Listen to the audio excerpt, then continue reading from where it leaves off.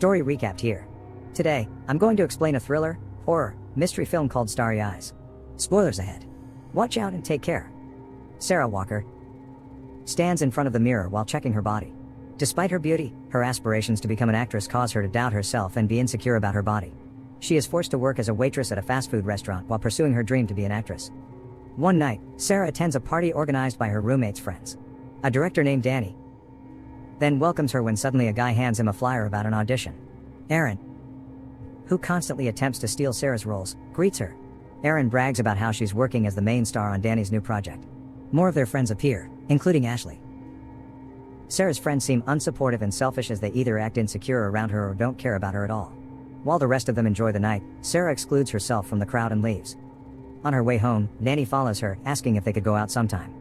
However, Sarah seems so focused on her phone as she finds out that she got an audition for the ad she applied for earlier. Upon hearing the news as they pass by, Tracy, her roommate, seems sincerely happy for her. On the other hand, Aaron seems to question the ad if it's even real, giving Sarah a doubt not only about the company but about herself. Meanwhile, Sarah appears very intimidated during an audition as she stutters every word in the given script. When she looks at the guide, the words in the line appear missing, causing her to panic even more. Suddenly, the paper goes blank and the line reappears again. Then blood drips from her head, causing her to scream and cry. It turns out she's having a nightmare. The following day, while waiting for her turn to audition, she scans through the script when suddenly, a woman heads out of the audition room crying. She's next in line, so she braces herself as she casually introduces herself to the casting director and her assistant. The assistant intimidates her, but Sarah makes sure to express herself and her ambitions, but the assistant cuts her off, telling her to show them what she's got instead. Sarah turns her back as she prepares herself for the role, and when she turns around, she acts as if she embodies the character. The assistant speaks for the other part, and they alternately maintain a given script. Sarah is full of emotions and performs well. However, the casting director and her assistant are both unimpressed with her audition. Feeling determined, Sarah asks for their comments, but they say they already saw what they need to see. Sarah is hesitant to go but still packs her things and leaves. Enraged at what happened, Sarah goes to a nearby bathroom to scream and rip her hair out, as she always does when alone and frustrated. When Sarah heads out of the cubicle, the casting director appears, witnessing a move that piques her interest. The director invites her back to the audition room and requests to perform what she just did inside the cubicle. Sarah is reluctant at first, but she proceeds to rip her hair until she totally loses herself in front of the critics. However, Sarah is dismissed once more, much to her dismay. She heads out of the building with her hair all over the place. She thinks that the critics made fun of her. The following morning, while she and other waitresses perform a birthday chant to one of their customers, she receives a phone call from the production company called Astria's Pictures, the one she applied for earlier. She gets a call back from the audition, but they inform her that it would be different this time. Sarah is highly delighted. However, her boss at the restaurant is not. Her boss summons her to his office and tells her his phone issues during her working hours. He tells her that he's not satisfied with her service yet understands that she's pursuing her dreams, but it affects her regular job. Sarah then quits her job to focus on her audition instead. The next day, Sarah enters the dark room for the second audition, and only the assistant's voice is her guide on the way to a spotlight where she would do the act. The casting director asks her to disrobe her dress, but she is hesitant to do that, telling them that the ad doesn't ask for nudity. However, the director assures her by stating their credibility and wants to see more of her. Sarah then removes her clothes, including her undergarments. The lights turn off, and only the flashes of the camera light her. She is shy at first, trying to cover some of her body parts, but when the director tells her to let herself transform into someone else fully, she experiences extreme euphoria and enters a trance state. She begins to exhibit mild erratic behaviors as she poses ferociously in front of the camera. When the lights are finally on, the director tells her that what she did is what they're looking for. Sarah smiles at her and notices that the director is wearing a pentagram-like necklace. She leaves the audition building with a smile, feeling sure that she will get the role. After the audition, she goes to her friends at a pool party, where everyone greets her and asks how the audition went. She is surprised that everyone knows about her audition, and it turns out that Tracy told them. She then tells them that it went well. Aaron tells Sarah that she hopes it's a legit company, but then Sarah assures her that it's Astria's Pictures company, so she's sure that it is not a scam. Danny then supports Sarah's answer, saying that the company is legit and a real deal. Sarah then goes to the second floor, where she meets Tracy, asking her about the audition. She is delighted to know that it went well and truly wishes her the best. Their conversation is cut off short when Ashley slips beside the pool, breaking her nose.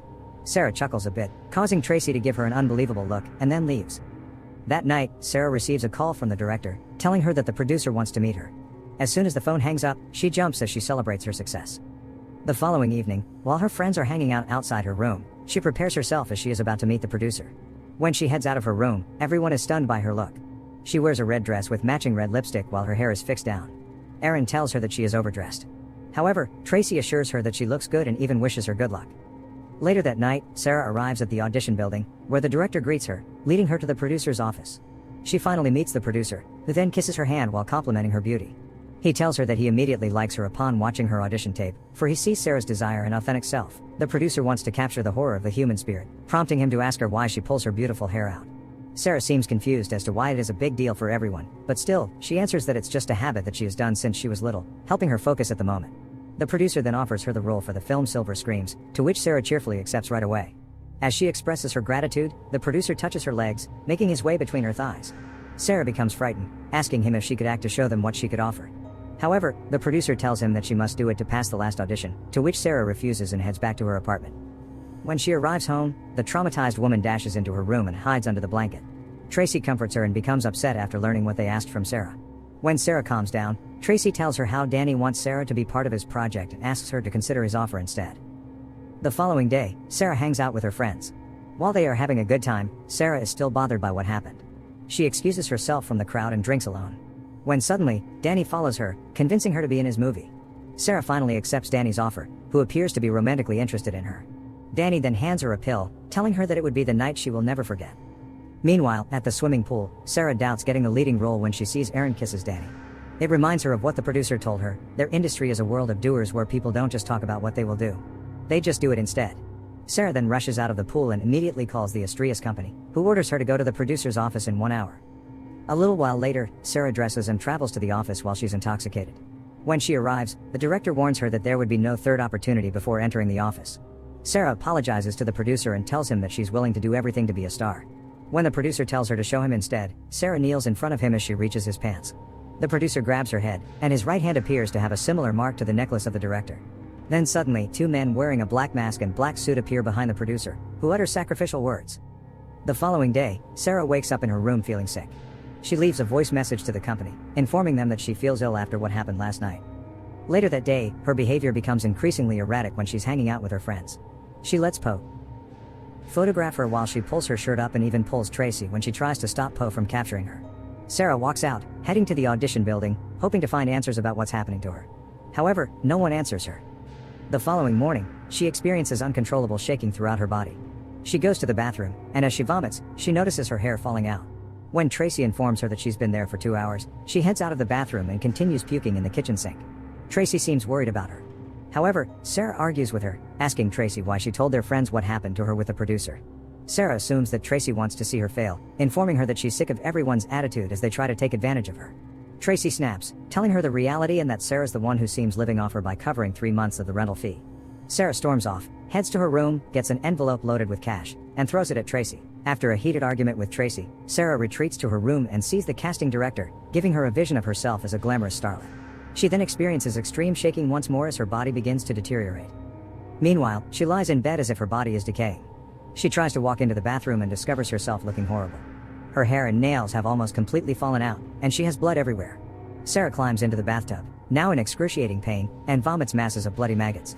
She climbs off the bathtub and crawls back to her room as she receives a call from the producer, who informs her that she can continue to die or accept the transformation by giving sacrifice. That night, Sarah visits Aaron's home. She goes inside and inspects the messy place, finding a knife, and grabs it. Inside a room is where Ashley and Poe sleep together, while Aaron and Danny are inside Danny's van in the yard. When Aaron heads inside the house to pee, she finds Sarah wearing a hoodie, trying to hide her horrible look. Sarah then confronts Aaron about what she did to get the leading role of Danny's project, to which Aaron responds that it's sad that she sees it like that. They argue more about that when suddenly, Aaron turns on the kitchen lights and sees Sarah's bloody face. When Aaron approaches her, Sarah slices Aaron's cheek with a knife as Aaron tries to persuade her to go to the hospital. Sarah accepts her actions and begins stabbing Aaron repeatedly. While Poe isn't back yet to his senses as he just woke up, she passes by Sarah and heads into the bathroom. While he's away, Sarah grabs the dumbbell on the floor and smashes Ashley's head with it. She hits her head until it's totally crushed.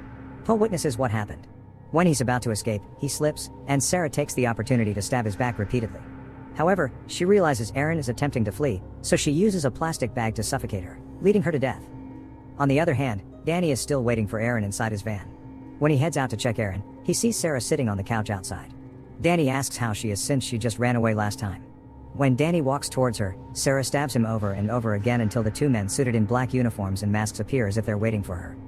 A little while later, the people behind Astrias pictures seem to be worshipping someone as they circle around where they buried Sarah. They draw a pentagram-shaped emblem above her grave with luminous light rods. At the same time, the transformation occurs to Sarah as she is trapped from a bloodied plastic membrane. The following day, Sarah is reborn as she emerges from the ground with a flawless, healthy, and completely hairless body. Beside her is a gift-wrapped box, with a note saying, "Happy birthday." Meanwhile, Tracy walks into Sarah's room in their apartment. She is surprised that there are candles around Sarah's bed while she's under the blanket. Still, Tracy apologizes for telling everyone about Sarah's situation. When Sarah doesn't reply, she removes the covering, revealing hairless and naked Sarah. The door closes, and Sarah grabs Tracy's wrist, inviting her to lay down beside her. Feeling scared of Sarah's strange behavior, she lies down next to her.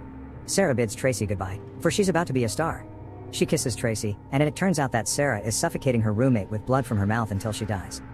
She then opens the gift box, including a black gown, a long brunette wig, and a silver pentagram necklace. Sarah then looks in the mirror, admiring herself while wearing the gifts and her eyes glowing green. Like what it seems, this story revolves around an aspiring actress who sacrificed her friends to become famous. Some scenes show Sarah to be corrupt and depraved on the inside, the reason why the casting director sees potential in her and even sees her true nature.